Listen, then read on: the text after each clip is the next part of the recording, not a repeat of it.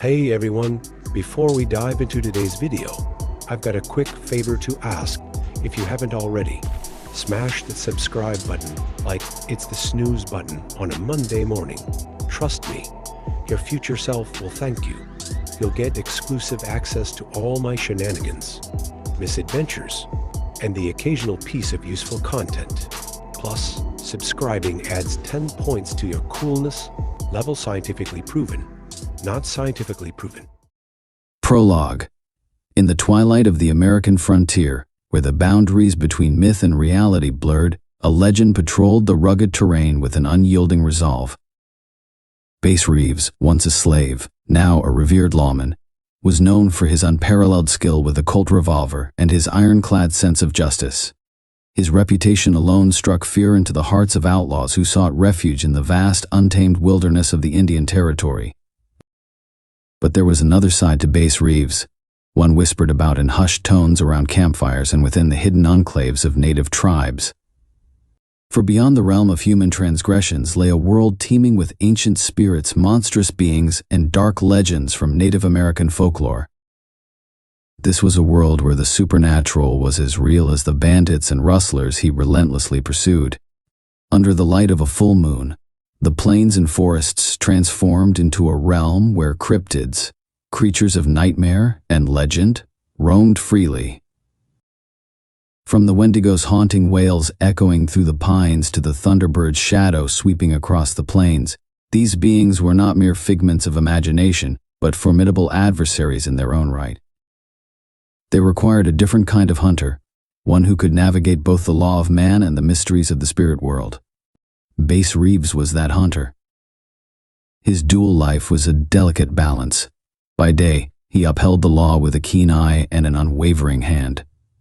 By night, he ventured into the eerie and often perilous domain of the supernatural, guided by ancient lore and the whispered advice of tribal elders who recognized his unique gift. Reeves' exploits against these otherworldly foes were known only to a select few.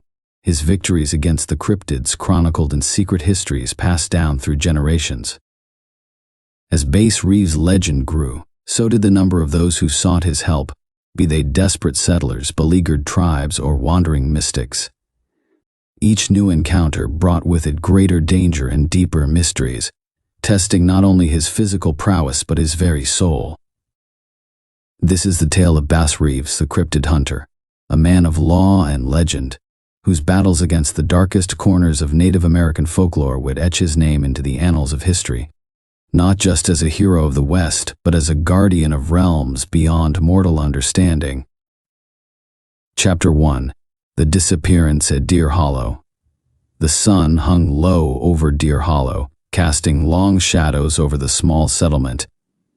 Bass Reeves rode into town, his figure silhouetted against the crimson sky. His keen eyes scanned the streets, taking in the tension that hung thick in the air. The usually bustling town was eerily quiet, with townsfolk whispering behind closed doors and peering cautiously from windows. Bass dismounted and tied his horse, Justice, to the hitching post outside the sheriff's office. Sheriff Amos Tanner, a wiry man with a weathered face and a deep frown, met him at the door. "Marshal Reeves," Tanner greeted, extending a hand. "We're in a bit of a bind here." Bass shook his hand firmly. "I've heard. What's the situation?" Tanner gestured for Bass to follow him inside. The small office was cluttered with papers and maps, a testament to the chaos that had gripped the town. "It's Jacob Carter's boy, Billy. He's gone missing. Disappeared 3 nights ago." Bass listened intently as Tanner continued. "The Carters live on the edge of town, near the forest. Folks say they've been hearing strange noises at night, howls and whispers. Some even claim to have seen shadows moving through the trees. The town's on edge, Marshal. They think it might be one of those things you deal with." Bass nodded slowly. "I'll need to speak with the Carters and see the place where Billy disappeared." The sheriff led Bass to the Carter homestead, a modest cabin with a sturdy fence and a small barn. Jacob Carter, a rugged man with worry etched into his features, met them at the gate, His wife, Mary, stood beside him, clutching a faded shawl around her shoulders. "Marshal Reeves," Jacob said, his voice thick with emotion. "Please find my boy." Bass tipped his hat. "I'll do everything I can, Mr. Carter. Tell me what happened." Jacob recounted the night Billy went missing, his voice trembling as he spoke of the eerie noises that had filled the air. "It was like nothing I've ever heard," he said. A low, mournful howl, and then whispers. Billy was playing in the yard, and then he was just dodgy gone. Bass studied the yard, noting the trampled grass and the faint tracks leading toward the forest. "I'll need to see the edge of the woods," he said. The sun had nearly set by the time Bass reached the forest, its last rays filtering through the dense canopy. He examined the ground, finding deeper tracks and signs of a struggle.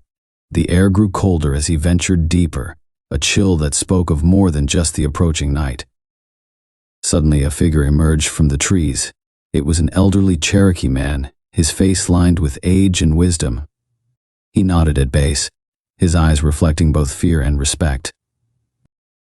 "Marshal Reeves," the man said in a soft, accented voice. "I am White Owl. The elder sent me to speak with you." Bass nodded in acknowledgement. "What can you tell me about what took the boy?" White Owl's expression grew grave. "There are whispers of the dear woman, a spirit from our legends. She is said to lure people into the forest with her beauty, only to reveal her true form, a fearsome creature with the hooves of a deer. Those who see her are never seen again." Bass listened carefully, his mind racing. "How we stop her?" White Owl handed him a pouch filled with a pungent mixture of herbs. "Burn these at the edge of the forest. The smoke will reveal her true form. But be warned, Marshal, she is cunning and powerful. Do not underestimate her." As night fell, Bass prepared a small fire at the forest's edge, sprinkling the herbs into the flames. The smoke curled and twisted, filling the air with a sharp, earthy scent. He watched intently, his hand resting on the hilt of his Colt. The forest seemed to hold its breath, and then, out of the darkness, she appeared. At first she was a beautiful woman, her long hair flowing and her eyes mesmerizing. But as the smoke enveloped her, her form began to shift. Her legs transformed into the slender, powerful limbs of a deer, her eyes glowing with an unnatural light. Bass stood his ground as the deer woman advanced, her voice a haunting melody. "Why do you seek me, lawman?" "I am here for the boy," Bass said, his voice steady. "Return him, and there will be no trouble." The deer woman laughed, a sound like rustling leaves. "He is mine now, part of the forest. You cannot have him." Bass drew his Colt, the barrel gleaming in the firelight. "I won't ask again." With a snarl, the deer woman lunged. Bass fired, the bullet striking true. She let out a piercing scream, her form flickering between woman and beast, but she did not fall. Instead, she circled him, her eyes filled with rage. The herbs had weakened her, but not enough. Bass reached into his coat and pulled out a silver knife, its blade engraved with ancient symbols. As she charged again, he met her head-on, the knife flashing in the firelight. With a swift, precise strike, he plunged the blade into her heart. The deer woman let out one final cry before collapsing, her body dissolving into the earth. The forest grew still once more, the oppressive energy lifting. Bass searched the area and found Billy, unharmed but frightened, hidden among the roots of an ancient tree. He carried the boy back to the Carter homestead, where Jacob and Mary wept with relief. As dawn broke over Deer Hollow, Bass mounted Justice, ready to ride out. Sheriff Tanner approached him, gratitude in his eyes. "Thank you, Marshal. You've saved this town." Bass tipped his hat, his expression resolute. "It's my duty, Sheriff." "Keep the peace, and keep an eye on the forest." With that, he rode off, the legend of Bass Reeves growing with each passing day. The frontier was vast and filled with dangers, both seen and unseen, but as long as he drew breath, he would stand as its guardian, protecting the innocent from all that lurked in the shadows. Chapter 2. The Beast of Blackwater Creek. Bass Reeves rode along the dusty trail, the early morning sun casting a warm glow over the landscape. Justice's hooves thudded rhythmically against the ground as Bass followed the winding path toward Blackwater Creek. He'd received word of another disturbance, one that had the locals frightened and confused. Reports of livestock disappearing and strange tracks near the water had reached his ears, and he knew it was time to investigate. The small settlement by Blackwater Creek was a modest cluster of cabins and farms, nestled beside the slow-moving water. As Bass approached, he noticed the nervous glances from the townsfolk.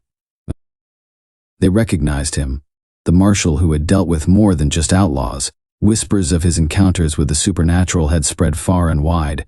A wiry man in his late 30s, dressed in worn but well-maintained clothes, hurried up to greet him. "Marshal Reeves, I'm Samuel Granger," the man said, tipping his hat.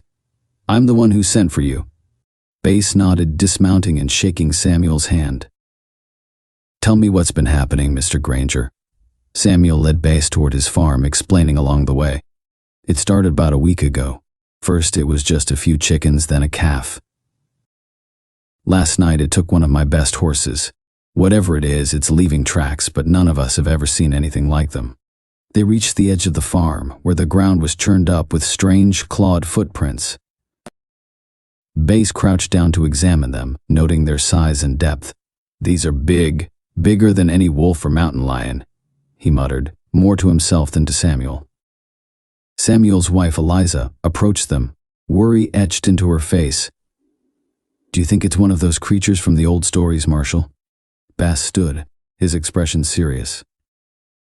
"It's possible. I'll need to track it down and see for myself." The sun dipped lower as Bass followed the tracks, leading him closer to the creek. The air grew cooler, and the sound of flowing water filled the silence. As he neared a dense thicket, a sudden rustling caught his attention. His hand moved instinctively to his Colt, but he didn't draw it just yet. A figure emerged from the brush, a young woman with long, dark hair and piercing eyes. She was dressed in traditional Cherokee clothing, her movements graceful yet cautious. Bass recognized her from the descriptions he had heard in town. "Are you the one they call Bass Reeves?" she asked, her voice steady but tinged with apprehension. "I am," Bass replied, his eyes narrowing slightly. "And you are?" "I am Morning Star," she said. "I've been following the creature's trail as well. It is not of this world." Bass nodded, sensing she knew more than she let on. "What can you tell me about it?" Morning Star glanced at the tracks, her expression grim. "This is the Beast of Blackwater, a creature from our legends. It comes when the balance is disturbed, when the land is in pain.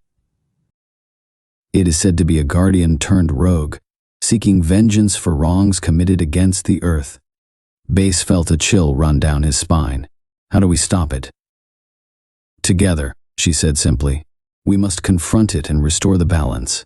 As night fell, they set up a small camp near the creek. Bass built a fire, the flames dancing and casting flickering shadows around them. Morning Star chanted softly, her words a prayer to the spirits for guidance and protection. Bass listened, feeling a sense of calm despite the looming danger. In the dead of night, a low growl broke the silence. Bass and Morning Star were instantly alert, their eyes scanning the darkness. The growl grew louder, more menacing, as a massive shape emerged from the shadows. The Beast of Blackwater was unlike anything Bass had ever seen, its form a twisted amalgamation of fur, claws, and teeth, eyes glowing with an otherworldly light. Morning Star stepped forward, her voice clear and strong. "Beast of Blackwater, we seek to restore the balance." "We mean you no harm," the creature snarled, its eyes fixed on them. Bass drew his Colt, ready for a fight, but Morning Star held up a hand. "Wait," she whispered. "Let me try." She approached the beast slowly, her movements deliberate and calm. She reached into her pouch and scattered a mixture of herbs into the air, chanting softly. The beast hesitated, its growls subsiding slightly. Bass watched, his grip on his Colt steady but his hope rising. Morning Star continued her chant, the air around them growing thick with an ethereal presence. The beast's eyes flickered, and it seemed to waver between aggression and confusion. Suddenly a bright light enveloped the creature, and it let out a howl of pain and rage. Bass stepped forward, his Colt aimed, but Morning Star shook her head. "It is not our enemy, Bass. It is suffering." With a final mournful cry, the beast collapsed, its form shifting and shrinking until it was nothing more than a wounded wolf. Morning Star knelt beside it, her hands gentle as she whispered soothing words. The wolf's breathing slowed, and it lay still, the tension in its body easing. Bass holstered his Colt, kneeling beside Morning Star. "Is it over?" Morning Star nodded, her expression sad but resolute. "For now, we have calmed the beast, but the land is still in pain. We must help the people understand that their actions have consequences." Bass looked at the wolf, then back at Morning Star. "I'll do what I can. Thank you for your help." As dawn broke over Blackwater Creek, Bass and Morning Star made their way back to the settlement. The townsfolk gathered, their expressions a mix of curiosity and relief. Bass addressed them, his voice firm but kind. "The beast is no longer a threat, but we must take better care of our land. Respect it, and it will respect us in return." The people nodded, murmuring their agreement. As Bass mounted Justice, ready to ride out once more, he felt a sense of hope. The frontier was vast and filled with dangers, but with allies like Morning Star and a commitment to balance, he knew they could face whatever came their way. Chapter 3. The Phantom Rider. The wind whispered through the canyons as Bass Reeves rode towards the town of Red Rock. It was a place known for its stubborn resilience, perched precariously between civilization and wilderness. He'd received an urgent letter from the town's mayor, begging for his assistance with a haunting that had left the townspeople paralyzed with fear. Justice's hooves clattered on the cobblestones as Bass entered Red Rock. The usually bustling streets were deserted, shutters drawn tight, and an uneasy silence hung in the air. The town's saloon, typically filled with laughter and music, stood dark and empty. The mayor, a portly man named Thaddeus Walker, met Bass outside the town hall. His face was pale and drawn dark circles under his eyes. "Marshal Reeves, thank you for coming," he said, his voice a mix of relief and desperation. "We're at our wits' end here." Bass dismounted, nodding in greeting. "Tell me what you've been dealing with, Mr. Walker." Walker led Bass inside, where a small group of townsfolk had gathered. "It started about 2 weeks ago," Walker began. "People started seeing a ghostly rider, an apparition on a black horse.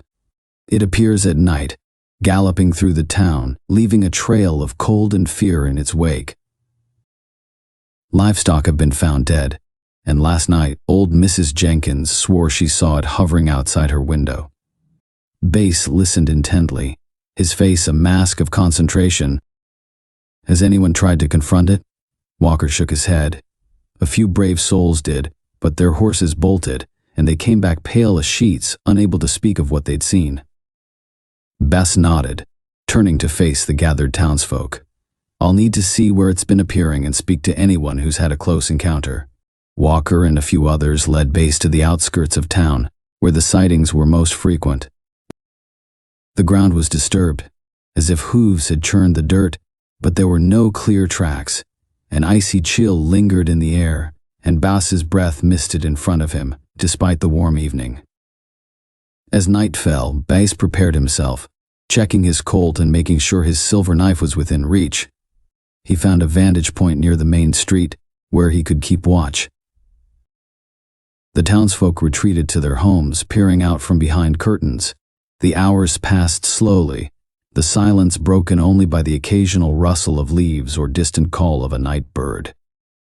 Just as Bass began to wonder if the rider would appear, a sudden chill swept through the air, more intense than before. From the shadows at the edge of town, the phantom rider emerged. The figure was shrouded in a tattered cloak, its skeletal face hidden beneath a wide-brimmed hat. The horse, black as midnight, moved with an eerie, fluid grace, its eyes glowing with an unnatural light. Bass's heart quickened, but his hand remained steady on his Colt. He stepped into the street, directly in the path of the ghostly rider. "Hold there," he called out, his voice firm and commanding. The rider halted, its hollow eyes locking onto Bass. For a moment, there was only silence. Then a voice, cold and echoing, filled the air. "Who dares to confront the rider of the night?" "I am Bass Reeves, us marshal," he replied, "and I will not let you terrorize this town." The rider's skeletal face twisted into a ghastly grin. "Brave words, marshal. But this town is cursed, and I am merely the harbinger of its doom." Bass felt the weight of the rider's words but stood his ground. "Why do you haunt this place? What curse binds you here?" The rider's form flickered as if struggling to maintain its shape. "Many years ago, this land was the site of a great betrayal. A man was wronged, his life taken unjustly. His spirit cries out for vengeance, and I am his instrument." Bass' mind raced. He needed more information. Who was this man? What wrong was done to him? The rider seemed to waver, its form growing more transparent. "Find the truth, marshal. Only then can the curse be lifted." With that, the rider let out a chilling scream and vanished, leaving Bass standing alone in the cold, silent street. The next morning, Bass gathered the townsfolk in the town hall. "The phantom rider is the spirit of a man wronged," he explained. "We need to uncover what happened here and set things right." An old man named Jebediah, who had lived in Red Rock since its founding, stepped forward, his hands trembling. "There was an incident many years ago," he began, his voice quavering. "A man named Silas Crow was accused of a crime he didn't commit. He was hanged without a fair trial. His death was a grave injustice, and it seems his spirit is seeking retribution." Bass nodded, understanding dawning. "We need to find where he was buried and give him a proper burial, with the truth of his innocence acknowledged." Jebediah led Bass and a few others to a forgotten corner of the old cemetery, where a weathered wooden marker stood, barely legible.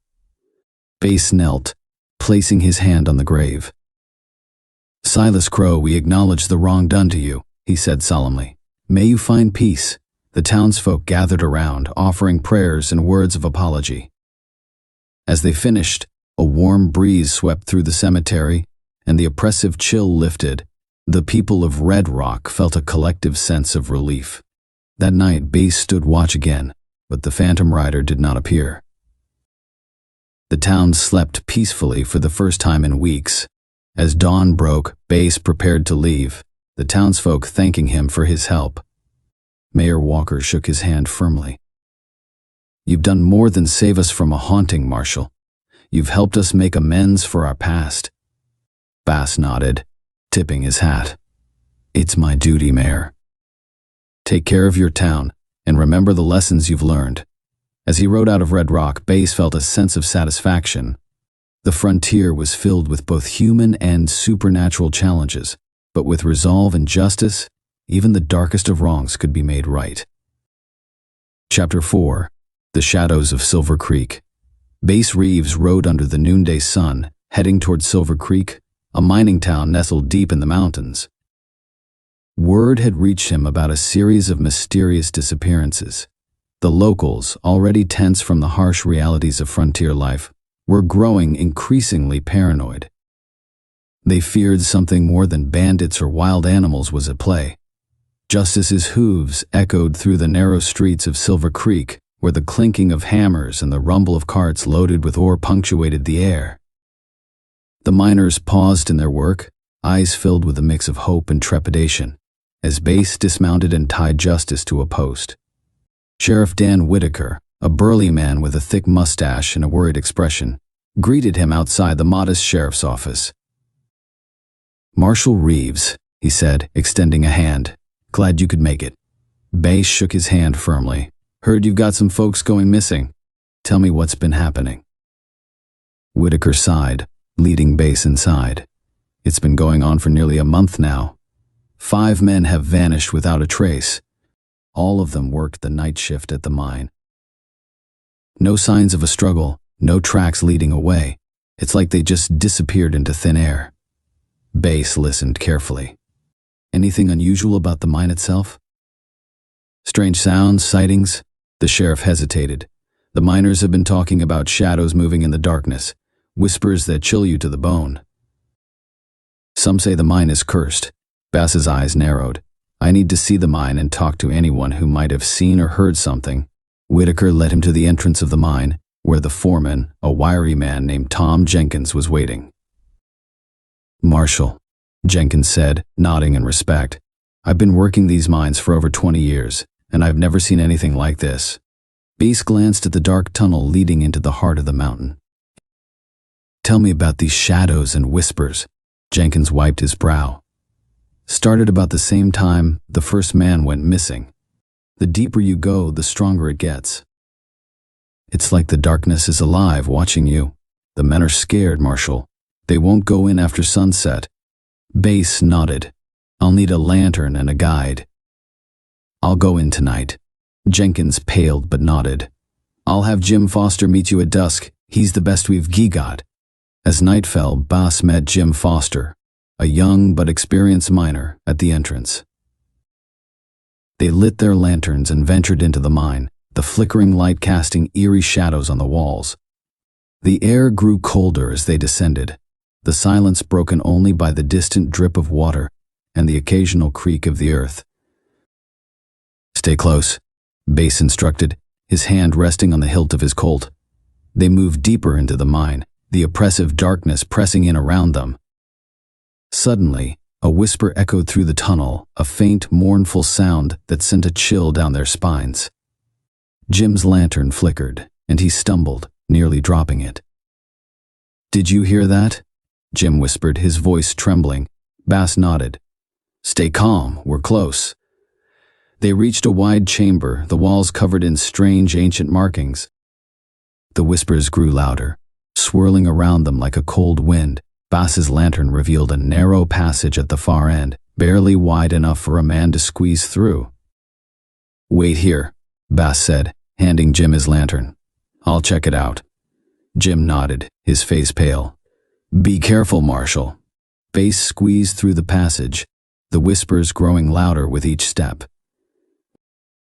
He emerged into a small chamber where a dim, ghostly light emanated from a crack in the wall. He approached cautiously, peering through the crack. On the other side, he saw a group of men, haggard, dirty, and frightened. They were the missing miners, trapped in a small cave, their eyes wide with fear. One of them spotted Bass and rushed to the crack. "Marshal, we're trapped. It won't let us leave." Bass frowned. "What won't let you leave?" A shadow moved in the dim light, a dark, amorphous shape that seemed to pulse with malevolent energy. The whispers grew louder, more insistent. Bass realized he was dealing with something far beyond the ordinary. "Stay back," Bass ordered, pulling out his silver knife. He began to carve symbols into the rock, chanting words he had learned from White Owl. The shadow writhed and hissed, recoiling from the symbols.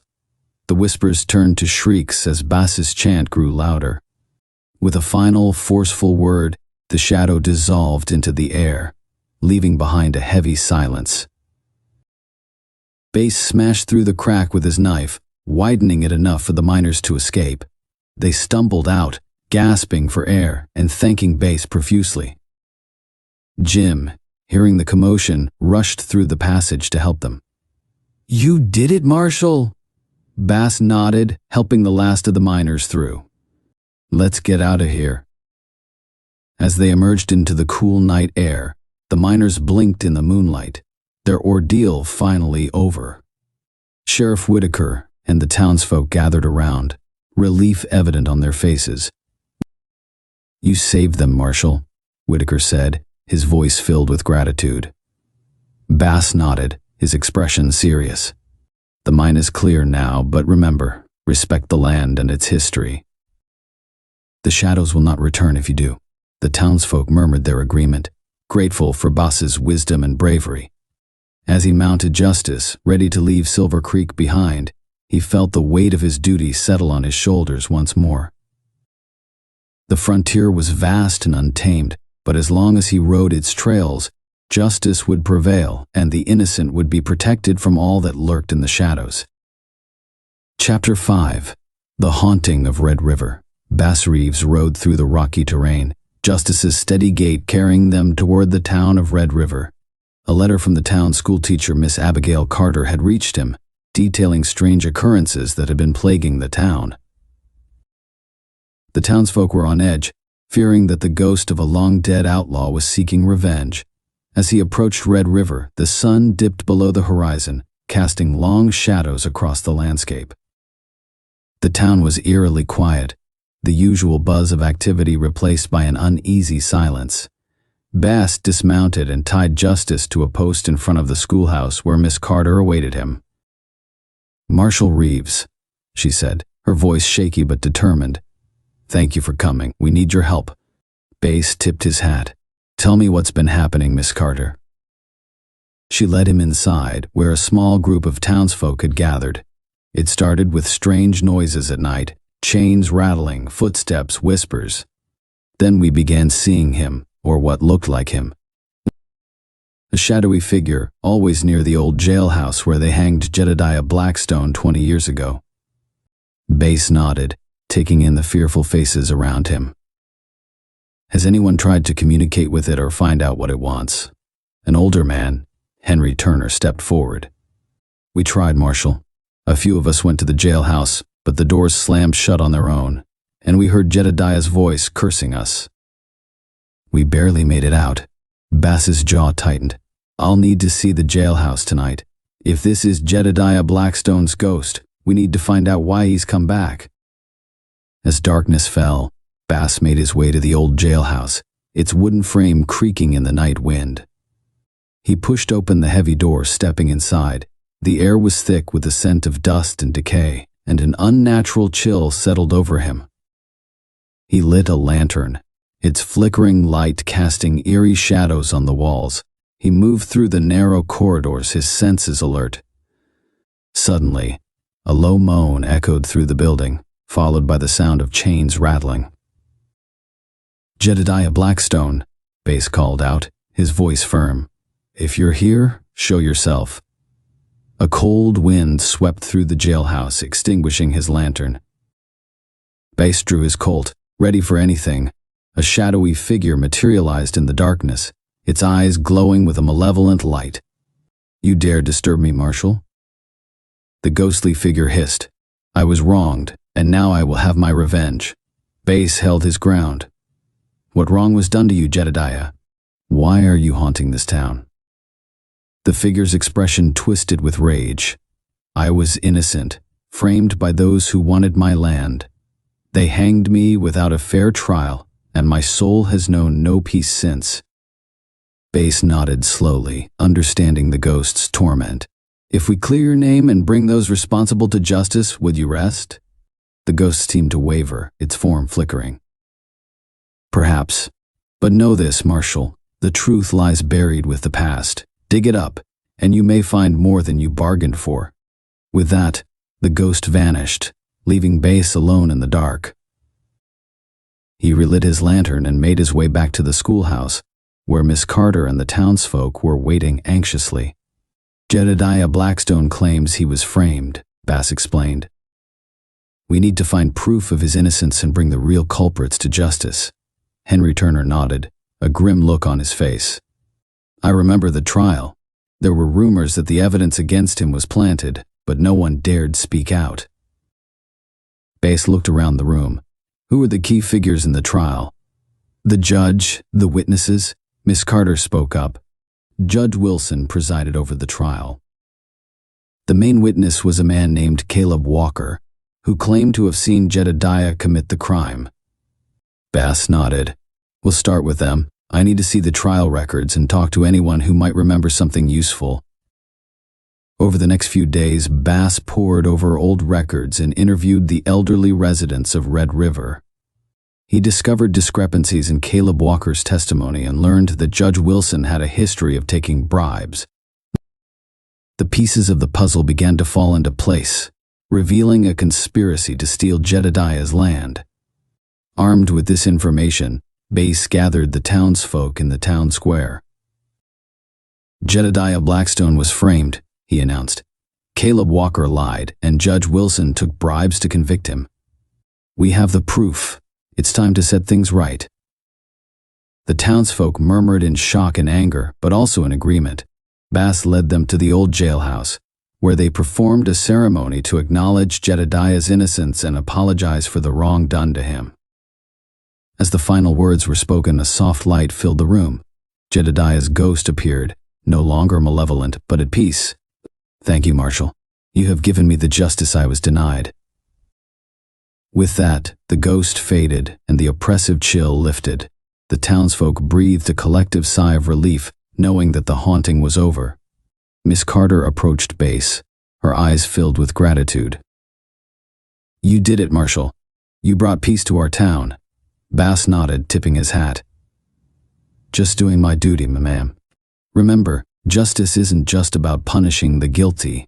It's also about righting wrongs." As he mounted Justice and rode out of Red River, Bass felt a sense of fulfillment. The frontier was a land of shadows and secrets, but with courage and determination, even the darkest of mysteries could be brought to light, and justice could be served. Chapter 6. The Legend of Twin Pines. The summer sun beat down on Bass Reeves and his trusted steed Justice as they made their way toward Twin Pines. The town lay nestled in a lush valley, flanked by 2 towering pine trees that gave the place its name. Word had reached Bass that Twin Pines was grappling with a series of strange events that had locals whispering about an ancient legend come to life.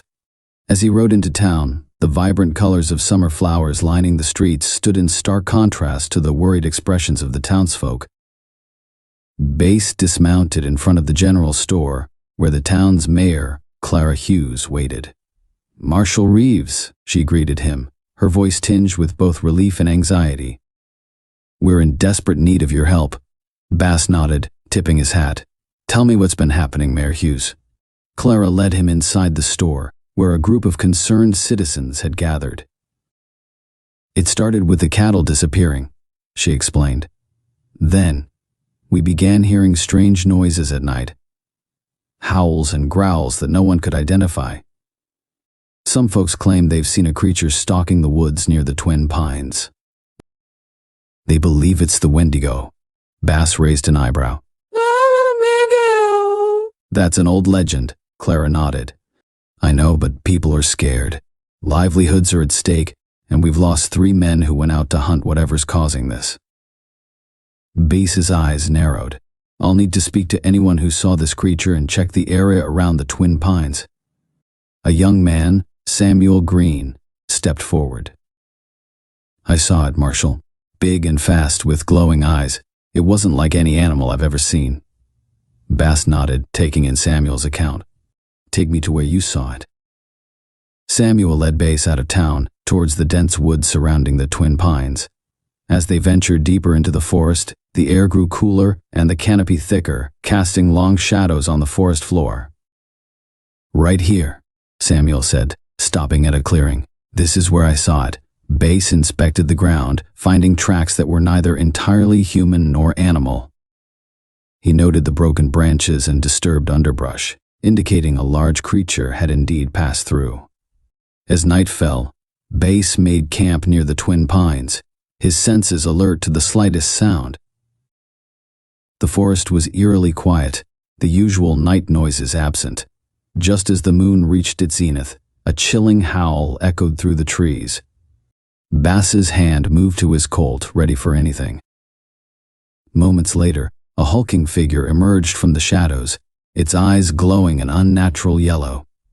The creature was tall and gaunt, with elongated limbs and a mouth filled with sharp teeth. It fit the description of the Wendigo from the legends. "Hold there," Bass commanded, stepping into the moonlight. The creature halted, its eyes locking onto Bass. A guttural growl escaped its throat, but it did not advance. "Why are you terrorizing this town?" Bass demanded, his voice steady. To his surprise, the creature spoke, its voice a low, haunting rasp. "The land was taken from us. My family by people wronged. This valley s sacred. Bass understood immediately. Who are you? What happened to your people?" The creature's form flickered, shifting between beast and man. "We were the original inhabitants, driven out, killed. I am the last, the curse of the Wendigo. Protect our land." Bass lowered his Colt slightly. "If I help you find peace, will you leave these people alone?" The creature nodded slowly. "Find the truth. Acknowledge our suffering, and I will rest." Bass spent the next few days investigating the town's history. He discovered that Twin Pines had been built on land taken from a native tribe through deceit and violence. The tribe had cursed the valley, vowing that a guardian spirit would protect it. Bass gathered the townsfolk in the town square, explaining the situation. "The creature is the guardian of this land, wronged by our ancestors. We need to acknowledge this and make amends." Clara Hughes, visibly moved, nodded. "What must we do, Marshal?" Bass led them to the Twin Pines, where they performed a ceremony to honor the original inhabitants and acknowledge the injustices done to them. The townsfolk offered prayers, gifts, and words of apology. As the ceremony concluded, the creature appeared once more, now more man than beast. "Thank you, Marshal. You have given us the justice we were denied." With that, the creature dissolved into the air, leaving a sense of peace in its wake. The oppressive atmosphere lifted, and the forest returned to its natural state. Clara approached Bass, her eyes filled with gratitude. "You did it, Marshal. You brought peace to this valley." Bass nodded, his expression serious. "Just doing my duty, Mayor." Remember, respecting the land and its history is the first step to a peaceful future.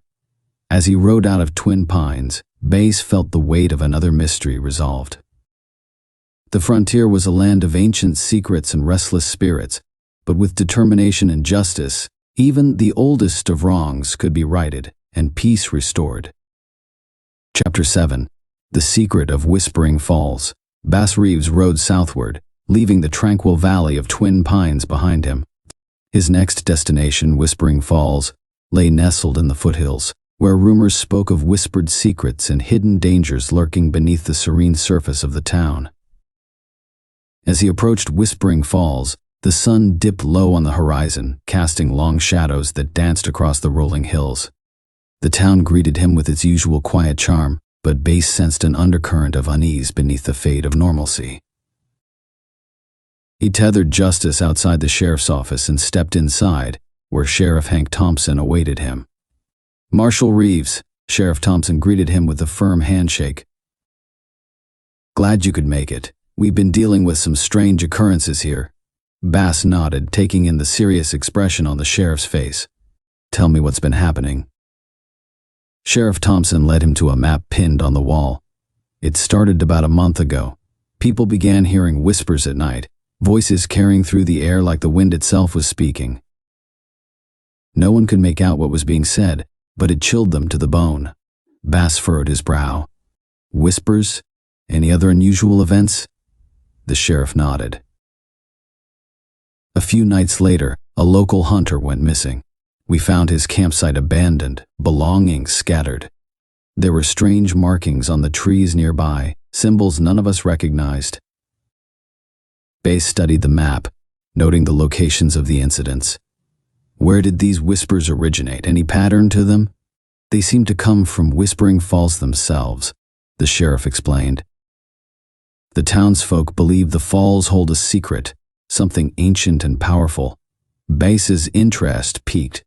"I'll need to see these falls and speak to anyone who might have heard these whispers." As night descended upon Whispering Falls, Bass stood at the edge of the eponymous falls, its waters cascading down in a gentle roar. Moonlight bathed the landscape, casting an ethereal glow over the scene. He listened intently, his senses attuned to the slightest hint of sound. Faint at first, then growing clearer, Bass heard the whispers, a melodic blend of voices, harmonizing as if telling a tale lost to time. The words eluded him, yet he felt their weight, heavy with the weight of untold secrets. Suddenly, a figure emerged from the mist near the falls, a young woman with a determined expression. She approached Bass cautiously, her eyes betraying a mixture of fear and curiosity. "You heard them too, Marshal," she said, her voice barely above a whisper. "The whispers of Whispering Falls." Bass nodded, his gaze unwavering. "What do they say? Do you understand them?" The woman hesitated, glancing back at the falls. "They speak of a pact made long ago, a promise to protect this land and its secrets. But something went wrong, and now the falls mourn for what was lost." Bass's mind raced with possibilities. Who made this pact, and what happened? The woman took a deep breath. "Legend says it was the founders of Whispering Falls, a tribe that once lived here. They sought to protect a sacred artifact hidden within the falls, but greed and betrayal tore them apart. The whispers are their restless spirits, bound to the land until justice is served." Bass absorbed her words, sensing the weight of history pressing down upon them. "If I uncover the truth and right the wrongs of the past, will these whispers cease?"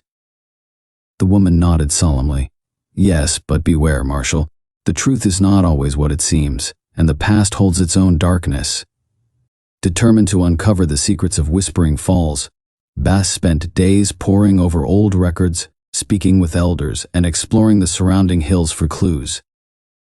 He uncovered a tale of treachery and sacrifice, a betrayal among the founders that led to the artifact's disappearance and the curse upon the falls. Armed with newfound knowledge, Bass gathered the townsfolk at the base of the falls. The whispers are the voices of those wronged, bound to this place by a promise unfulfilled. We must acknowledge their sacrifice and make amends. Together they performed a ceremony, honoring the tribe's memory and seeking forgiveness for the sins of their ancestors. As the last words of reconciliation echoed through the night, the whispers grew still, their mournful chorus fading into silence. The woman from the falls approached Bass, gratitude shining in her eyes. "You've brought peace to Whispering Falls, Marshal Reeves." Bass nodded, a sense of fulfillment settling upon him. It was the right thing to do. Remember, the land holds its memories, and respecting its history ensures a peaceful future. As he rode out of Whispering Falls, Bass Reeves carried with him the echoes of the past. Whispers of justice served and secrets laid to rest. The frontier was a tapestry woven with tales of courage and redemption, and he knew his journey was far from over. Chapter 8. The Mystery of Shadow Ridge. After bringing peace to Whispering Falls, Bass Reeves continued his journey through the untamed frontier. His next stop was Shadow Ridge, a remote settlement nestled in the rugged mountains. The town had sent a desperate plea for help, citing a series of mysterious disappearances that had left the community paralyzed with fear. As Bass rode into Shadow Ridge, the air was thick with tension. The townsfolk, wary and watchful, observed him with a mixture of hope and apprehension. He tethered justice outside the sheriff's office, where Sheriff Luke Morgan greeted him with a weary expression. "Marshal Reeves," Sheriff Morgan said, shaking Bass's hand firmly, "we're grateful you answered our call. It's been a harrowing time for us." Bass nodded gravely. "Tell me what's been happening, Sheriff."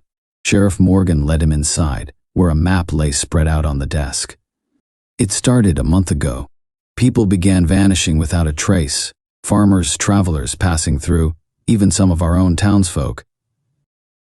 No bodies, no signs of struggle, just gone."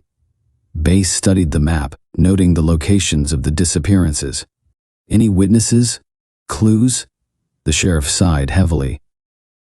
"Only whispers and shadows. Folks say they've seen dark figures moving at the edge of the forest, lurking in the twilight. Others speak of strange lights in the sky and eerie sounds echoing through the valley at night." Bass's brow furrowed. Any patterns to these events? Commonalities among the victims? Sheriff Morgan nodded. Mostly happened at night or at dusk. The disappearances seemed to center around the outskirts of town, especially near Shadow Ridge Pass. Bass glanced out the window, towards the ominous silhouette of Shadow Ridge Pass against the setting sun. I'll need to investigate these areas, speak to witnesses, and see for myself what's happening. As night fell over Shadow Ridge, Bass ventured towards Shadow Ridge Pass, guided by the fading light of dusk. The air grew cooler, and a heavy silence settled around him, broken only by the occasional rustle of leaves and the distant hoot of an owl. He reached the outskirts of town, where a group of townsfolk had gathered nervously. A middle-aged woman, Mrs. Hannah Green, stepped forward, her eyes wide with fear. "Marshal Reeves," she whispered. "It's out there.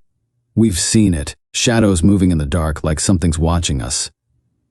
Bass nodded, his senses alert. "Show me where you've seen these shadows."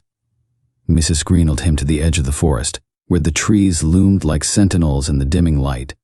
The air felt charged with an unspoken threat, and Bass felt the weight of unseen eyes upon him. As they stood in the shadowy gloom, a chilling wind swept through the trees, carrying with it an otherworldly chill. Bass sensed a presence, something ancient and malevolent lurking just beyond the veil of darkness. Suddenly, a faint glow appeared among the trees, a shimmering, ethereal light that danced like fireflies in the night. The townsfolk gasped in awe and fear, backing away instinctively. Bass drew his Colt, his voice steady despite the rising tension. "Stay calm. We need to see what this is." The light grew brighter, coalescing into a shape, a figure clad in tattered clothes, its form translucent and shimmering. It moved with an eerie grace, gliding towards them without touching the ground. "Who are you?" Bass called out, his gaze fixed on the apparition. The figure paused, its features indistinct yet radiating a profound sorrow. "I am Elias Harker," it spoke, its voice echoing like a distant whisper. "Once a settler of Shadow Ridge, now bound to these lands by an ancient curse." Bass lowered his Colt slightly, intrigued yet wary. "What curse binds you here, Elias?" Elias's spectral form flickered, as if struggling to maintain its presence. "We trespassed upon sacred ground," it intoned solemnly. "The land retaliated, claiming us one by one. I am the last, condemned to wander until the balance is restored." Bass's mind raced, piecing together the puzzle. How do we restore this balance? What must be done to end this curse? Elias's ghostly form grew more translucent, as if fading into the night. "You must find the sacred talisman, the heart of the land, return it to its rightful place, and the curse will be lifted." With those cryptic words, Elias vanished into the darkness, leaving behind an aura of melancholy and unresolved anguish. Bass turned to the townsfolk, his expression grave. "We must search for this talisman, the heart of the land. It holds the key to setting Elias and the others free." Over the following days, Bass and a group of volunteers scoured Shadow Ridge and its surroundings, guided by clues from local legends and the visions Elias had imparted. They braved treacherous terrain and faced natural obstacles, but their determination never wavered. Finally, at the base of Shadow Ridge Pass, they unearthed an ancient artifact, a stone carved with intricate symbols, pulsing with a faint, otherworldly light. The townsfolk gathered around, awestruck by its significance. "This is it," Bass declared, his voice tinged with reverence. "The heart of the land. We must return it to its rightful place." They performed a ceremony at the summit of Shadow Ridge Pass, honoring the land and the spirits that dwelled within it. With solemn reverence, they placed the artifact back into the earth, restoring the balance that had been disrupted centuries ago. As they stood in silent contemplation, a gentle breeze swept through the pass, carrying with it a sense of peace and closure. The shadows that had haunted Shadow Ridge dissipated, replaced by the soft glow of dawn breaking over the mountains. Mrs. Green approached Bass, her eyes brimming with gratitude. "You've lifted the curse, Marshal Reeves. Shadow Ridge is indebted to you." Bass nodded humbly, his gaze lingering on the horizon. It was the right thing to do. Remember, the frontier holds many mysteries, but with courage and determination, we can bring light to even the darkest of shadows. As he rode out of Shadow Ridge, Bass Reeves carried with him the echoes of Elias Harker's story, the tale of a settlement burdened by ancient curses and redeemed by the courage of those who dared to seek the truth. The frontier stretched endlessly before him, its secrets waiting to be uncovered, and Bass knew that his journey was far from over. Chapter 9. The Enigma of Silver Creek. Bass Reeves rode southward from Shadow Ridge, the memory of the ancient curse and the grateful townsfolk lingering in his thoughts. His next destination was Silver Creek, a small mining town nestled deep in the heart of the wilderness. Rumors spoke of strange occurrences, miners disappearing, eerie lights flickering in the mine shafts, and whispers of a hidden treasure guarded by a vengeful spirit. As he approached Silver Creek, the air grew heavy with the scent of pine and earth, mingled with the metallic tang of the nearby mine. The town itself seemed tense, the usual hustle and bustle replaced by a subdued unease. Bass tethered Justice outside the sheriff's office and stepped inside, where Sheriff Amelia Hayes awaited him. "Marshal Reeves." Sheriff Hayes greeted him with a nod, her voice tinged with concern. "Thank you for coming. We've been facing some unsettling events here." Bass returned the nod. "Tell me what's been happening, Sheriff Hayes." She led him to a map on the wall, marked with locations around Silver Creek and the nearby mine. It started a few weeks ago. Miners began vanishing without a trace, their gear left behind as if they simply vanished into thin air. Some claimed to have seen strange lights and heard whispers deep within the mine. Bass examined the map closely. "Any clues about the disappearances? Witnesses?" Sheriff Hayes shook her head. "Not much to go on. The disappearances seem random, but everyone's spooked. Some even say it's the ghost of old Silas Blackwood, a prospector who died searching for the mother lode." Bass raised an eyebrow. "Silas Blackwood, a ghost?" Sheriff Hayes nodded solemnly. "Legend has it he swore to protect his claim even in death. The miners say his spirit guards the mine, driving away anyone who gets too close to the treasure." Bass took in the sheriff's words, considering the possibility of a restless spirit haunting Silver Creek's mine. "I'll need to investigate the mine and speak to anyone who's encountered these phenomena." That evening, Bass ventured into the heart of the mine, guided by a group of miners who had witnessed the strange occurrences firsthand. The tunnels stretched deep into the earth, their walls glistening with veins of silver and gold. The air was thick with dust and the echoes of distant water dripping from the ceiling. As they descended deeper into the labyrinthine passages, a chill settled over them, despite the oppressive heat of the mine. Strange lights flickered at the edge of their vision, vanishing whenever they tried to approach. Whispers echoed through the tunnels, unintelligible yet laden with urgency. At the heart of the mine, they reached a cavern where the air shimmered with an otherworldly glow. Bass sensed a presence, a spectral figure, clad in tattered clothes and illuminated by an ethereal light. It hovered near a vein of shimmering silver, its form flickering like a candle in the wind. "Silas Blackwood," Bass called out, his voice echoing through the cavern. "I seek to understand why you haunt this place." The spirit turned towards him, its eyes gleaming with a mixture of sadness and defiance. "I am Silas Blackwood," it spoke, its voice carrying the weight of centuries. "Guardian of the mother lode, keeper of the treasures hidden within these hills." Bass approached cautiously, his hand resting near his Colt.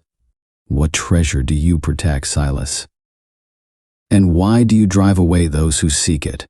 Silas's spectral form wavered, as if struggling to maintain its presence. "The treasure is cursed," it intoned solemnly. "Greed led to bloodshed, and I swore to protect it from falling into unworthy hands."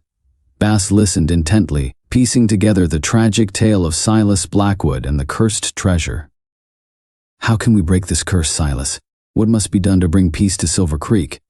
The spirit's form flickered, a sense of urgency emanating from its translucent figure. You must find the heir, the one whose heart is pure and whose intentions are just. Only they can inherit the treasure and lift the curse that binds me to this realm. With those cryptic words, Silas' ghostly figure faded into the shadows, leaving behind an atmosphere heavy with unanswered questions and unresolved fate. Bass turned to the miners, his expression determined.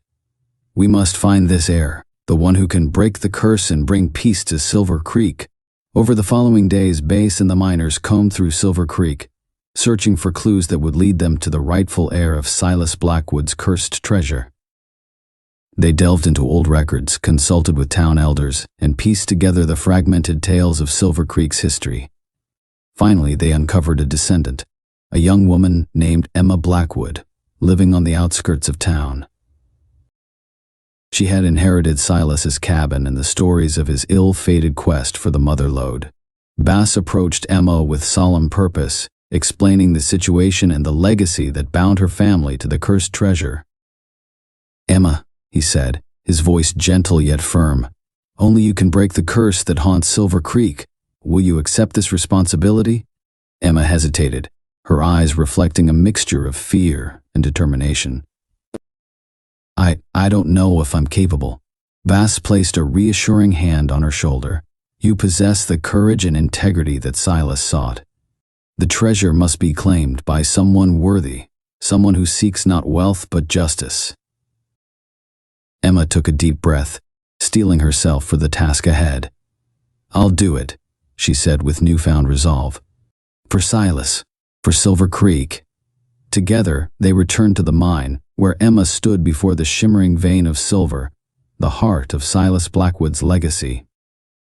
With a solemn ceremony, she accepted the responsibility laid upon her shoulders, pledging to honor Silas's memory and break the curse that had plagued Silver Creek for generations. As Emma placed her hand upon the silver, a radiant light enveloped the cavern, dispelling the shadows that had haunted the mine. The air grew still, and a sense of peace settled over Silver Creek, as if the land itself rejoiced at the resolution of its ancient sorrow. Bass watched with pride as Emma Blackwood fulfilled her destiny, bringing closure to the town and freeing Silas's spirit from its eternal vigil. The frontier held many mysteries and challenges, but with each journey, Bass Reeves reaffirmed his belief that justice and compassion could illuminate even the darkest corners of the untamed wilderness. As he rode out of Silver Creek, Bass carried with him the memory of another enigma solved, a testament to the resilience of those who dared to confront the past and pave the way for a brighter future on the frontier. Chapter 10. The Conundrum of Crimson Hollow. After bringing peace to Silver Creek, Bass Reeves continued his journey across the rugged expanse of the frontier. His next destination was Crimson Hollow, a remote settlement nestled deep within a dense forest, where whispers of a haunting mystery had reached the ears of travelers and townsfolk alike.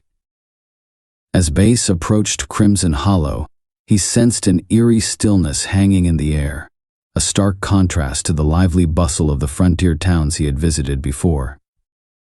The trees loomed tall and dense around the outskirts of the settlement, casting long shadows that seemed to dance in the fading light of dusk.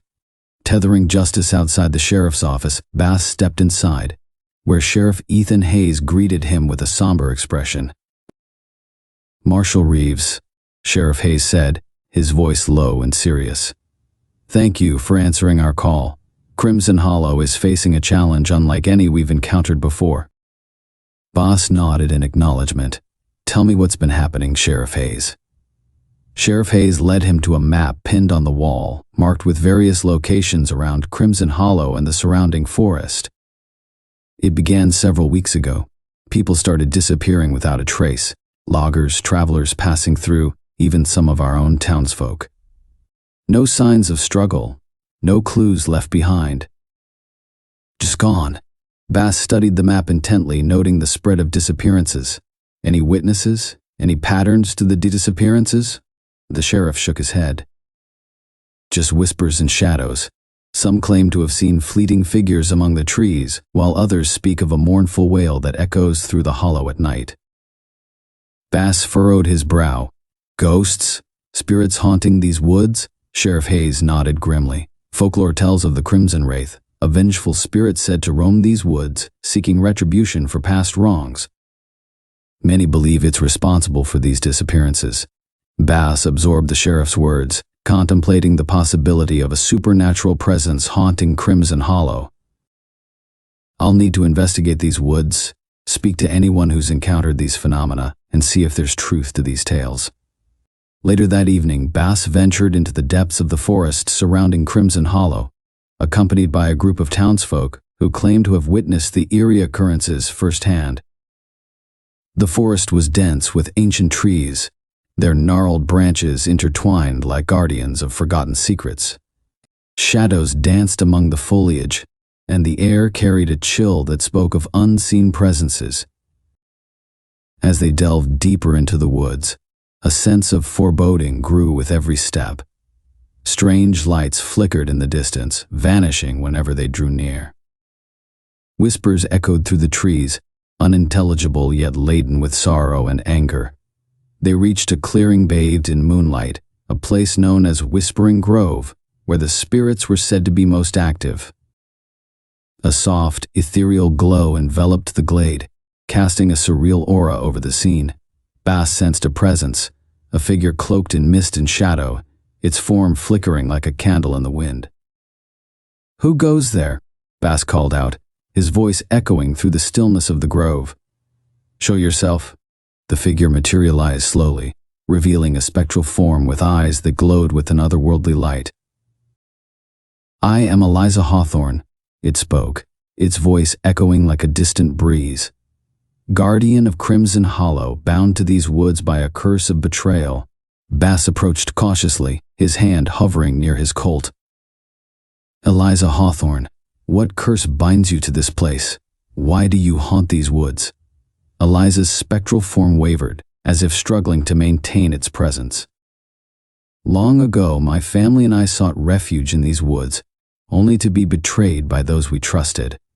The Crimson Wraith was born of that betrayal, a spirit consumed by vengeance, haunting these woods ever since."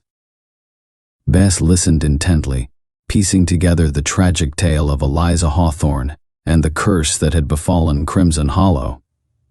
"How can we break this curse, Eliza? What must be done to bring peace to these woods and the settlement?" The spirit's form flickered with a mixture of anguish and determination.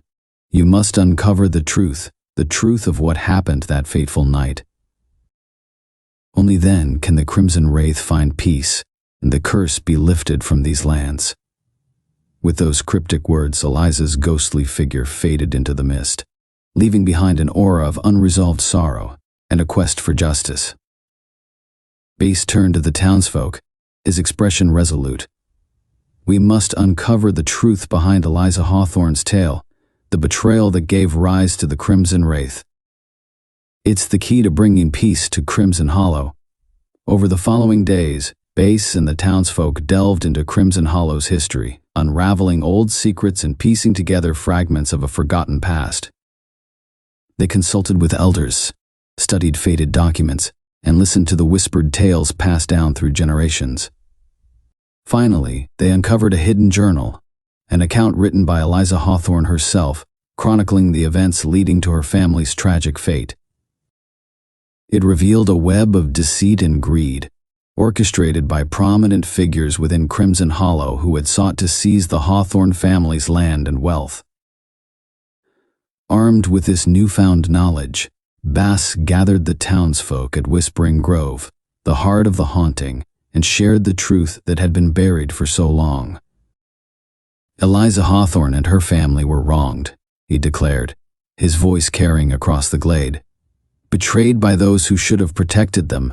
Together they performed a solemn ceremony, honoring the memory of the Hawthorne family and seeking forgiveness for the sins of their ancestors. As the last words of reconciliation echoed through the grove, a profound silence settled over the woods, broken only by the gentle rustling of leaves in the breeze. Suddenly a soft glow enveloped Whispering Grove, a warm, radiant light that banished the shadows and dispelled the lingering sorrow. The figure of Eliza Hawthorne appeared once more, her spectral form serene and at peace. "You've brought justice to Crimson Hollow, Marshal Reeves," Eliza spoke, her voice no longer haunted but filled with gratitude. "Thank you for uncovering the truth and setting our spirits free." Bass nodded humbly, a sense of fulfillment settling upon him. It was the right thing to do. Remember, the land holds its memories, and by honoring its history, we ensure a peaceful future.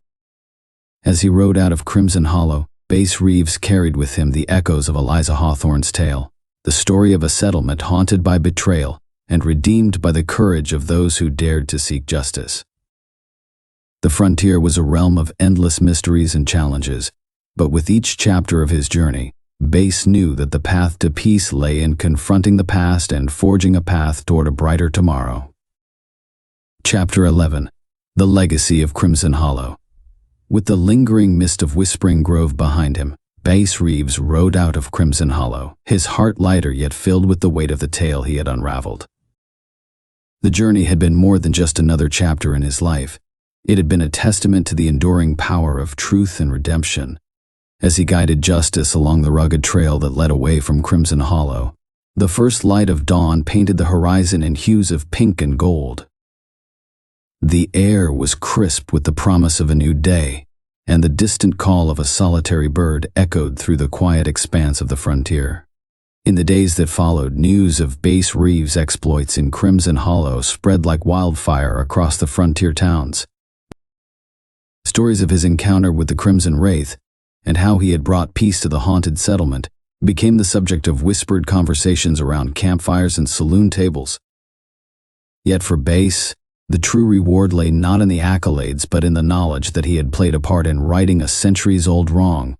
As he continued his journey, he carried with him the memory of Eliza Hawthorne's grateful spirit and the solemn gratitude of the townsfolk whose lives he had touched.